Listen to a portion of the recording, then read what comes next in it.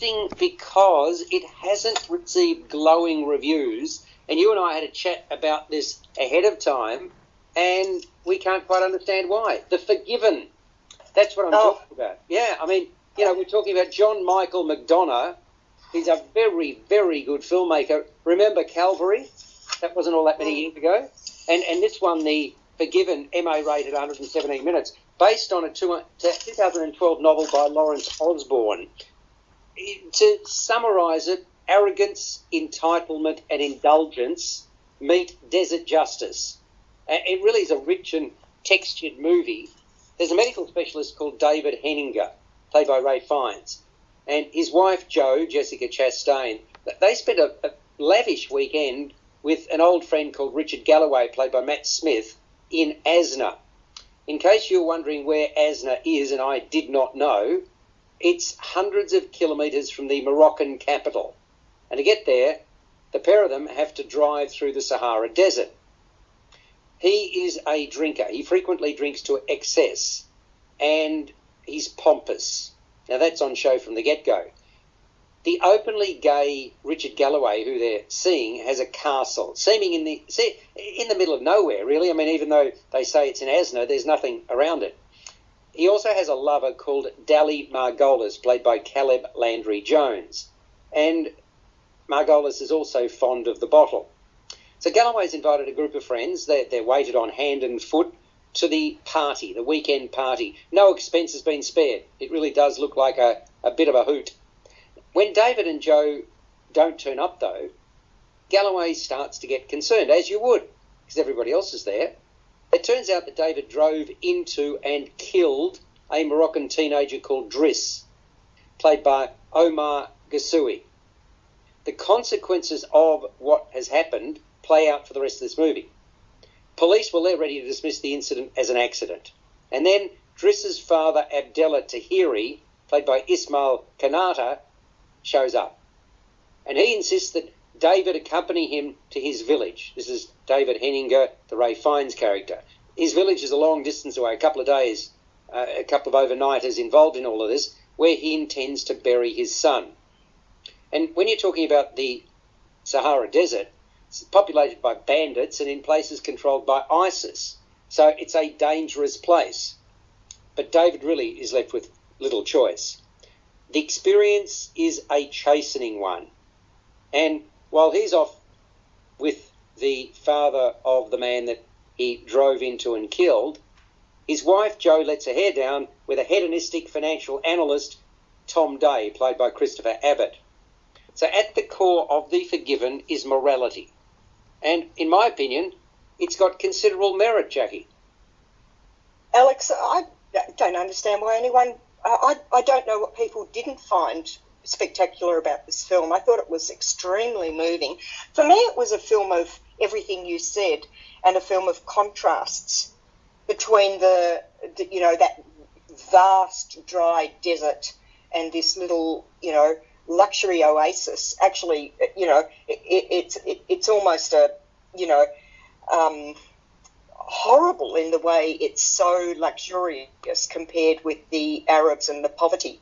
And that's all played up. They're so casual with their racism and their, decadence against the Arabs who, obviously can see that, but they can't say anything about it because they need the money. The difference between all this luxury and for them €1,000 is an entire new life that they could escape this. So there's a lot of juxtaposition. I thought Jessica Chastain just absolutely sizzled on the screen, even though she's not a particularly likeable character. And Ray Fiennes, who we don't like at all at the start of the film, perhaps there's a change and a shift in our thoughts on him too. I just thought every performance was spectacular, especially the father of Driss, the boy who was killed. There is an extended scene where he is looking directly into the camera, speaking English, and his eyes just, dark pools, and they bore right through you. I just thought that was a very memorable scene. Oh, absolutely. The other aspect about all of this, I suppose, is the attention to detail. I thought that was really admirable, Dave. I mean, the location, the cinematography by Larry Smith, they're noteworthy, but the way the whole thing was shot, and as Jacqui says, playing up the luxury, the wealth, the affluence and the arrogance versus these youngsters who are waiting to pounce on unsuspecting foreigners, and just the way that they live, the haves and have-nots. That's what it's all about. Now, I've got to say to you that, I don't know, have you been to India, Dave? No. All right. The hardest thing about India when you land is you land at Mumbai and there's Yellow Fever Alley. And just outside the airport, there is poverty the likes of which I'd never seen before. And there are beggars in the streets without limbs. And you cannot not be influenced as a Westerner by what you see. It was, and you're told, look, don't look them in the eyes, don't feel sorry for them, etc. I'm sorry, that's just not human. And this sort of film reminded me of that. Your thoughts about it? The Forgiven? I loved it. It's been one of my favourite films that I've seen of the year so far. I loved the screenplay for this. I love that the suspense that you get when David is taken away by the father, that you don't know what's going to happen to him. But I also love the fact that the director here, John Michael McDowell, and as a writer as well, there's metaphors all the way through this movie. There's metaphors for colonization, and they all work. So quite often you watch a movie like this where the director's gone for so many metaphors and they don't work, but all of these land so well. And it reminds me of another movie that I really like called Bully, that came out a good decade ago now. All of the characters are unlikable, but you're so drawn to the film and you actually want to see some of them succeed. I loved Matt Smith's performance in this, and which is interesting because I didn't like him in Doctor Who, but I've loved everything that he's done since Doctor Who, and he just has this ability as an actor where you never know if his character is good or bad, and he seems to play that up so well in all of the films that he's done since Doctor Who. So no, I really, really love this film. Yeah, I thought it was very, very special. I agree. All the performances were very, very strong. Greg, what about you? I haven't seen it yet. Oh, you haven't seen it yet? No problems, of course. You told me that, and I totally buried it, so I apologise. Well, look, we've talked about the juxtaposition of the haves and have-nots. It couldn't be starker. The picture painted is particularly ugly. And if you think about Galloway's friends and his lover, they are largely self-indulgent narcissists with a holier-than-thou attitude. The way that John Michael McDonough has painted it all, I found quite sickening, Jacqui.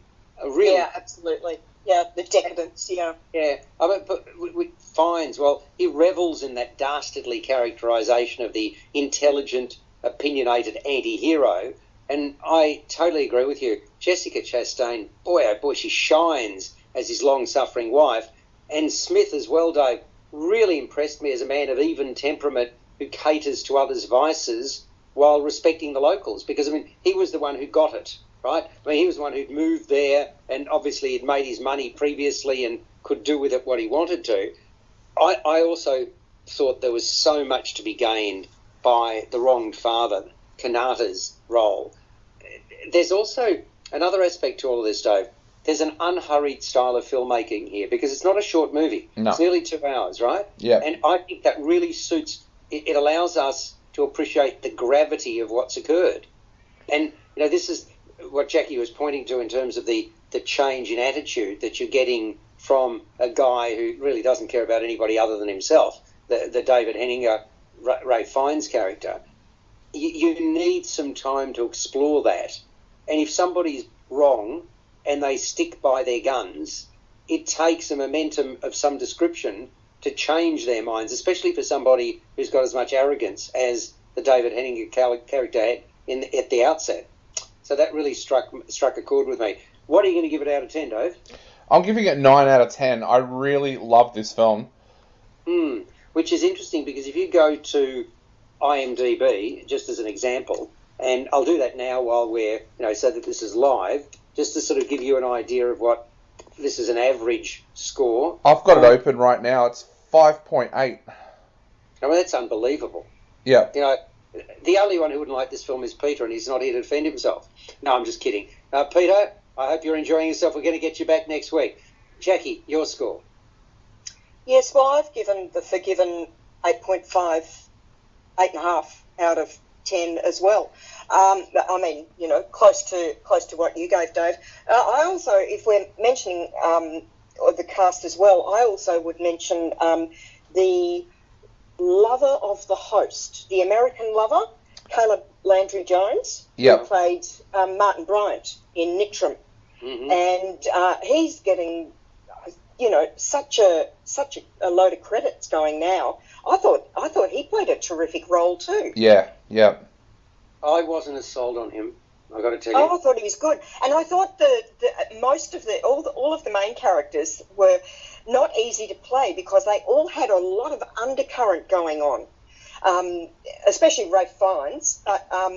There was undercurrents in the character that were being tightly held within them, and they weren't letting that all out. But you had to kind of just see little bits as the character developed.